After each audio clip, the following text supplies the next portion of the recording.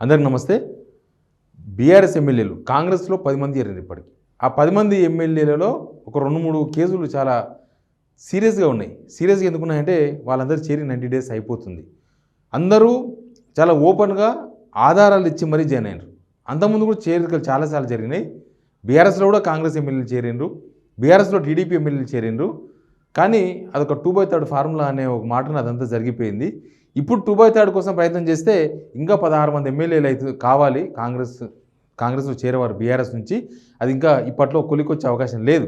ఇంకో పక్క బాగా తరుముకుంటూ వస్తున్న వ్యవహారం ఏంటంటే కోర్టులో కేసు చాలా హీరింగ్స్ చాలా స్పీడ్గా అవుతున్నాయి. ఈ నెలలో దానం నాగేందర్ మీద అనర్హత వేటు విషయం ఇప్పటికి 4 సార్లు హీరింగ్ అయింది. మళ్ళీ ఇదే నెలలో 5వ సారి కూడా ఉంది. నిన్ననే 23వ తారీఖు అయ్యింది, మళ్ళీ 25కు ఉంది. చాలా స్పీడ్గా ఉంది.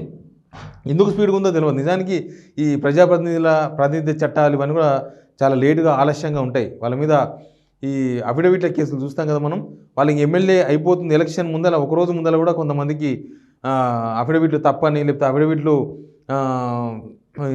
అఫిడవిట్ల మీద మీరు వివరణ ఇవ్వాలని అట్లాంటి నోటీసులు వస్తూ ఉంటాయి. కాబట్టి ఇప్పుడు ఈ ఎమ్మెల్యేల అనర్హత వేటు ఏ కోర్టులో తేలుతుంది, హైకోర్టులో తేలుతుందా, సుప్రీంకోర్టులో తేలుతుందా అనేది ఇంపార్టెంట్ ఇష్యూ. ఎందుకంటే ఏ కోర్టులో తేలుతుంది అనేది అంత కన్ఫ్యూజ్ ఉంది. దీనిలో ఏమైందంటే హైకోర్టులో కేసు చేసిండ్రు. హైకోర్టు ఏం చేసింది, ఒక 2 హీరింగ్స్ తర్వాత స్పీకర్కు తర్వాత అసెంబ్లీ సెక్రటరీకి నోటీస్ ఇచ్చిండ్రు. ఏమని ఇచ్చిండ్రు, మేము ఎందుకు చర్యలు తీసుకోకూడదు, ఈయన మీద పార్టీ మారిండు కదా దానం నాగేందర్ అని చెప్పి ఒక నోటీస్ ఇచ్చిండ్రు. ఇస్తే అసెంబ్లీకి వెళ్ళి వాళ్ళకి ఇచ్చినది ఏంటంటే రిప్లై, స్పీకర్కు విచక్షణ అధికారాలు ఉంటాయి, మీరు దీనిలో ఇన్వాల్వ్ కావద్దు, స్పీకర్ కూడా ఒక జ్యుడిషియల్ కాబట్టి మీరు దీనిలో ఏలు పెట్టవద్దు, మీరు ఒక టైం బాండ్ పెట్టే అవకాశం లేదు, స్పీకర్కు మీరు టైం బాండ్ పెట్టవద్దని స్పీకర్ ఆఫీస్ నుంచి ప్రభుత్వ తరఫున అడ్వకేట్ జనరల్ హైకోర్టుకి చెప్పిండ్రు. అయితే హైకోర్టు చాలా ఇంట్రెస్టింగ్ కామెంట్ చేసింది. 4th హియరింగ్ జరిగింది. 4th హియరింగ్లో చాలా ఇంట్రెస్టింగ్ కామెంట్ చేసింది. ఏంటంటే ఈ ఇష్యూని మీరు సుప్రీంకోర్టు దాకా తీసుకుపోవచ్చు కదా, సుప్రీంకోర్టులో కొంత క్లారిటీ తీసుకోవచ్చు కదా దీని ఇష్యూ మీద అని చెప్పి పిటిషనర్లు ఎవరు, మన Quthbullapur MLA Vivek Goud plus Huzurabad MLA Padi Kaushik Reddy ఇద్దరు ప్లస్ బీజేపీ నుంచి కూడా వేసిండ్రు Nirmal MLA, BRS LP leader Maheshwar Reddy. వీళ్ళు విడివిడిగా వేసిన పిటిషన్ల మీద జరుగుతున్న విచారణ అది. ఆ విచారణలోనే సుప్రీంకోర్టుకు పోయి సుప్రీంకోర్టులో ఒక స్పష్టత తీసుకోవచ్చు కదా. సుప్రీంకోర్టులో ఏంటంటే మణిపూర్ ఇష్యూ ఉంది కదా, మణిపూర్లో ఎమ్మెల్యేలు 90 డేస్ దాటిన తర్వాత ఖచ్చితంగా 90 డేస్ లోపు స్పీకర్ నిర్ణయం తీసుకోకపోతే కోర్టు మెట్లు ఎక్కొచ్చు అవతల ఎగనిస్ట్ పార్టీ ఎవరైనా సరే. ఎందుకంటే మరీ స్పీకర్ లాస్ట్ మినిట్ వరకు 5 సంవత్సరాలు దీన్ని పొడిగించడం కరెక్ట్ కాదు, ప్రజాస్వామ్యానికి ఇది విఘాతం కలిగించే అంశం.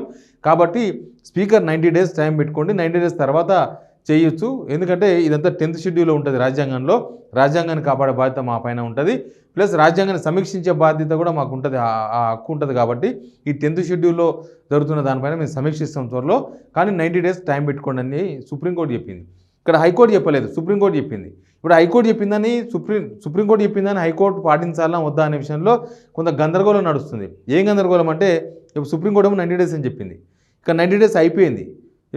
పిటిషనర్ తరఫున మాట్లాడుతున్న అడ్వకేట్లు ఏమో 90 డేస్ అయిపోయింది, సుప్రీంకోర్టు ఈ వాదన జరిపింది మణిపూర్ ఎమ్మెల్యేల ఇష్యూలో, కాబట్టి మీరు చర్యలు తీసుకోవచ్చు, మీరు స్పీకర్ ఆదేశించండి, వీళ్ళ మీద చర్యలు తీసుకున్నట్లు, వీళ్ళ మీద అనర్హత వేటు వేసేటట్లని స్పీకర్ తరఫున పిటిషనర్ అడుగుతున్నారు. తీరా చూస్తేనేమో సుప్రీంకోర్టు చెప్పింది కదా, హైకోర్టు చెప్పాలి ఇప్పటిదాకా, కాబట్టి సుప్రీంకోర్టుతో మీరు క్లారిటీ తీసుకోవాలని చెప్పి హైకోర్టు అంటుంది.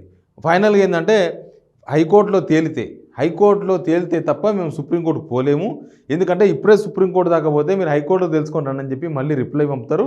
కాబట్టి ముందు మీరు తేల్చండి ఏదో ఒక ఇష్యూ, ఇక్కడ తేలిస్తే మేము సుప్రీంకోర్టు తెలుసుకుంటామని పిటిషనర్ తరఫున అడ్వకేట్స్ అంతా కూడా వాదించారు.